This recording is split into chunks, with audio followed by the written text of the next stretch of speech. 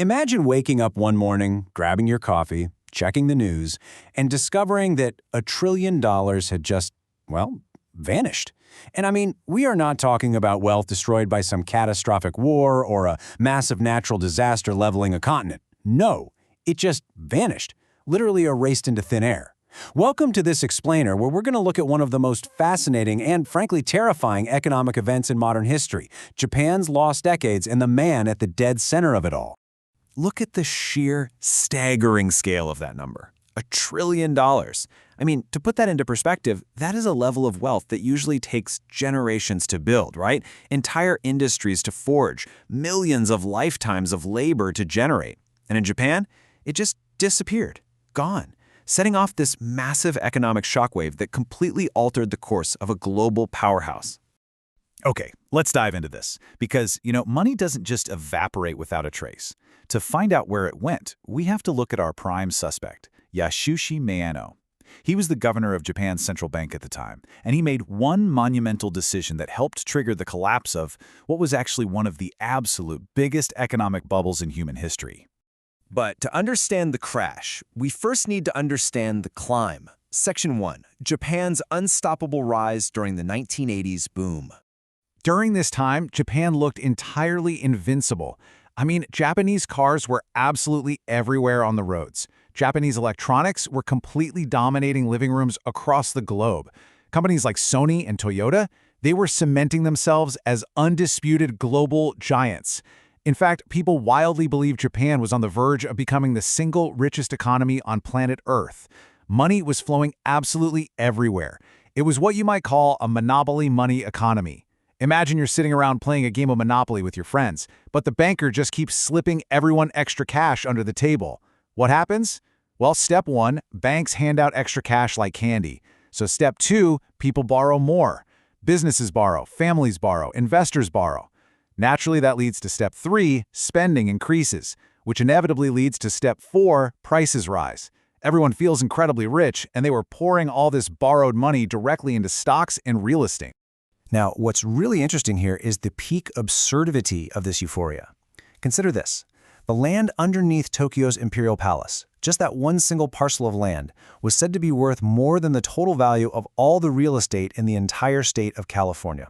Let that sink in for a second. The whole state of California. People weren't buying these assets because they were useful. They were buying them entirely because they believed prices would just keep rising forever. And the bubble just kept getting bigger and bigger.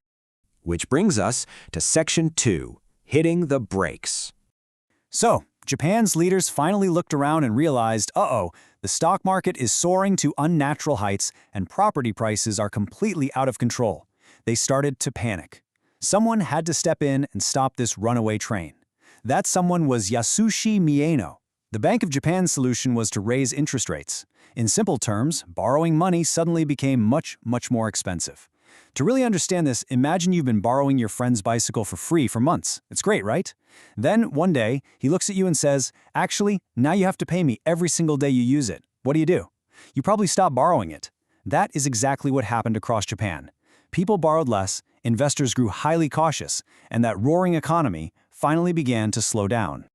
Now, the central bank's plan was simply to gently cool things down, but something went terribly wrong.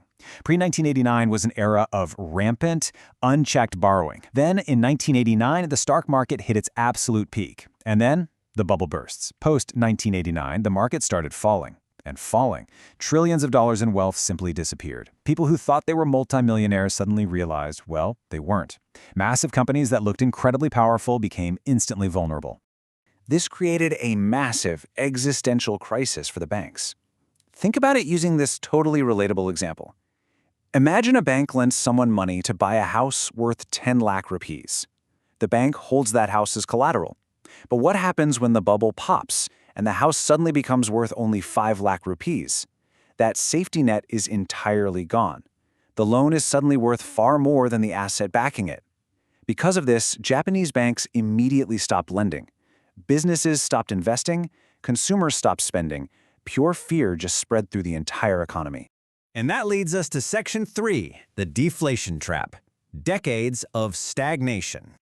The real shock wasn't just that initial crash. No, it was what came next. See, Japan didn't just suffer for a single year, or even a single decade.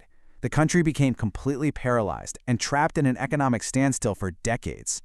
To understand why this is so devastating, we have to define deflation.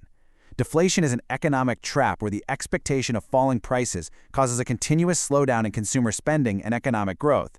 Now, on the surface, expecting fall in prices sounds amazing, right? I mean, who doesn't want their groceries or cars or clothes to get cheaper? But when an entire economy expects prices to fall, it creates a terrifying black hole.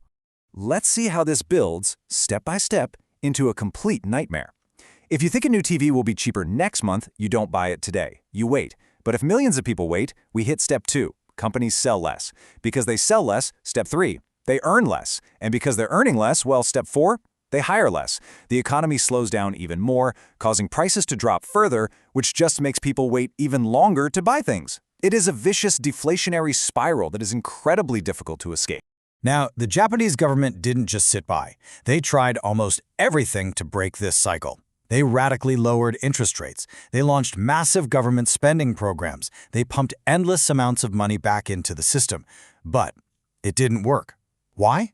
Because the psychology of the nation had fundamentally changed. Confidence had already been completely shattered. People became permanently cautious. Saving replaced spending entirely. Risk-taking dramatically declined. And the crazy thing is, Japan still feels the ripple effects of this psychological shift even today. Part 4. The real culprit. Who is to blame? So, this brings us back to our initial mystery.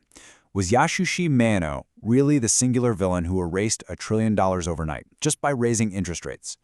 Well, not exactly. Blaming Mano alone is a bit like blaming the person who popped a balloon while completely ignoring everyone who spent years inflating it. Yes, Mano pulled the brakes. Yes, he popped the balloon. But that bubble had been building for a long, long time. The banks fueled it with reckless lending, the investors fueled it with limitless greed, and the broader society celebrated it, basically believing the good times would just never end. And this is exactly why Japan's lost decades matters so much to you and me right now. It is a vital warning to the rest of the world about the illusion of bubbles, because bubbles never actually look like bubbles when you are living inside them. What do they look like? They look like prosperity. They look like incredibly easy money. They look like a bright future that can only possibly get better, until, suddenly, it doesn't. Which leaves us with a pretty haunting realization.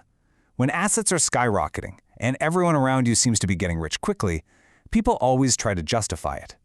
They tell themselves the rules of gravity no longer apply, and that is why the most dangerous words in all of finance, the exact words that preceded Japan's $1 trillion vanishing act, are often the simplest. This time is different. But as history shows us, is it ever really different? Think about that next time a sure thing investment comes along.